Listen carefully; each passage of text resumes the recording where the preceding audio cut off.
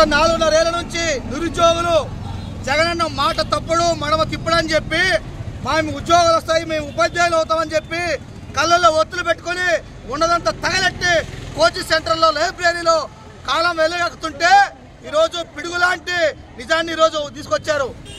Mega DS అని చెప్పి బొచ్చగారు చెప్పారు. జగనన్న అయితే ఏకంగా 23,000 ఉద్యోగాలు భర్తీ అని చెప్పాడు. 5 ఏళ్ళు అవుతా ఉంటే తీరా కేవలం 6,100 ఉద్యోగాలు ఇస్తామని చెప్తా ఉన్నారు. దీన్ని తీవ్రంగా ఖండిస్తున్నాం.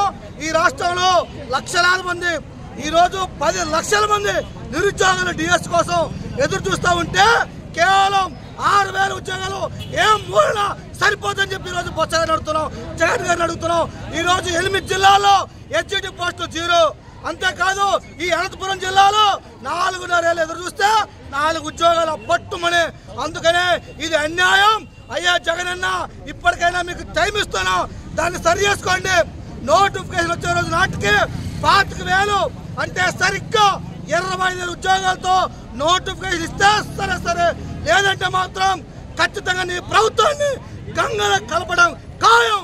ఖచ్చితంగా నిరుద్యోగుల యొక్క ఊపిడిలో కలిసిపోవడం ఖాయం అని చెప్పి ఈ సందర్భంగా తెలియజేస్తూ ఈరోజు అనంతపురంలో గడియారం సెంటర్ నుంచి కలెక్టర్ కార్యాలయం వరకు శాంతియుతంగా ర్యాలీ చేస్తున్నాం.